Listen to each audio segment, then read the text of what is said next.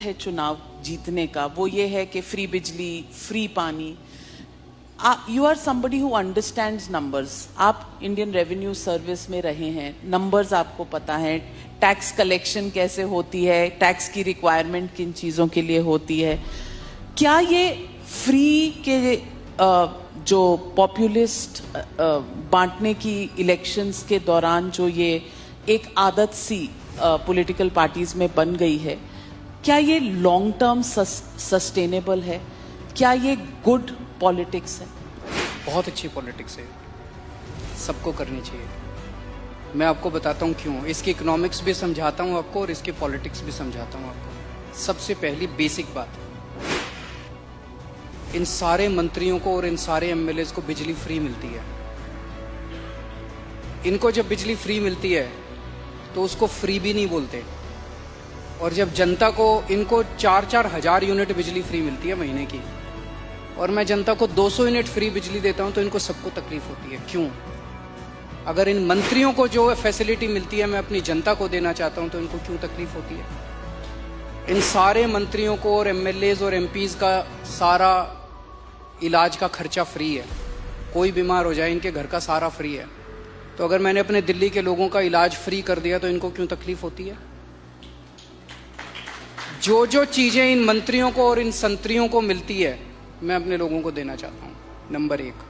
दूसरी चीज, अगर मैं, एक समय था जब मैंने सुना था कि राजनीति के अंदर एक समय था जब फ्री बांटते थे, और फ्री बांटने का पैसा कहां से आता था? सरकार लोन लेती थी और लोन लेके उस पैसे से फ्री बांटते थे। That is not good economics. अगर मैं, आपके पास जो पैसा है उस पैसे से, उसमें आपके टैक्स नहीं बढ़ा रहा, टैक्स उतना ही है, मैं घाटे में नहीं। आज दिल्ली सरकार पूरे देश में अकेली सरकार है जो फायदे में चल रही है, घाटे में नहीं चल रही। सीएजी की रिपोर्ट है 2019 की, उस रिपोर्ट में लिखा है हमारी सरकार बनने के पहले दिल्ली सरकार घाटे में चलती थी। हमारी सरकार बनने से तब से लेके आज तक दिल्ली सरकार अकेली सरकार है पूरे देश के अंदर जो फायदे में चल रही है। मैं सरकार फायदे में चला रहा हूँ, मैं कोई नया टैक्स नहीं लगा रहा, मैं कोई लोन नहीं ले रहा। अगर मैंने करप्शन खत्म करके, पैसा बचा के लोगों को अगर सुविधाएं दे दी तो क्या बुरी बात की? तो दिस इज गुड इकोनॉमिक्स। और तीसरी चीज, पर ये मिरेकल होता कैसे? मैं एक छोटा सा एग्जांपल देता हूँ। जैसे ये फ्री दवाइयों वाला कैसे सिलसिला चालू हुआ, ये बड़ा इंटरेस्टिंग है। हमने एक फ्लाईओवर बनवाया, उस फ्लाईओवर की 325 करोड़ रुपए की एस्टिमेटेड कॉस्ट थी, वो शायद 200-250 करोड़ रुपए में बन गया, तो 125 करोड़ रुपए उसमें बच गए। कैबिनेट मीटिंग चल रही थी, हम लोग डिस्कस कर रहे थे, तो पता चला कि ये 125-150 करोड़ रुपए बच गए। हम ये डिस्कस कर रहे थे इस पैसे को कहाँ इस्तेमाल करें।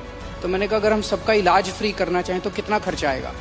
सो after 2-3 days they got back to me, they said 300-350 crore. So मैंने कहा ठीक है, इतना तो हम फ्लाईओवर बनाने में ही बचा लेंगे, इतना का पैसा। तो अगर मैंने फ्लाईओवर बचा के लोगों का इलाज फ्री कर दिया तो क्या बुराई है?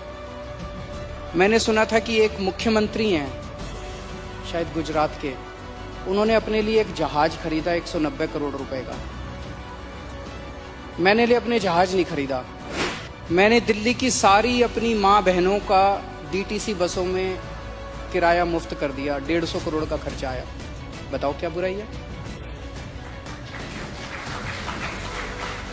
So good politics and good economics, ये कर रहे हैं हम लोग। तो आपके पास ये कौन सा ऐसा फॉर्मूला है जिससे आप फ्री में भी देते हैं फिर भी आपकी सरकार जो है वो घाटे में नहीं, फायदे में है? ईमानदारी, सही नियत, बस, और कुछ नहीं है। मैं बहुत छोटा हूँ, मेरा एक्सपीरियंस भी बहुत छोटा है, लेकिन मेरा 5-7 साल का सरकार चलाने का एक्सपीरियंस ये कहता है कि किसी भी सरकार में पैसे की कमी नहीं है।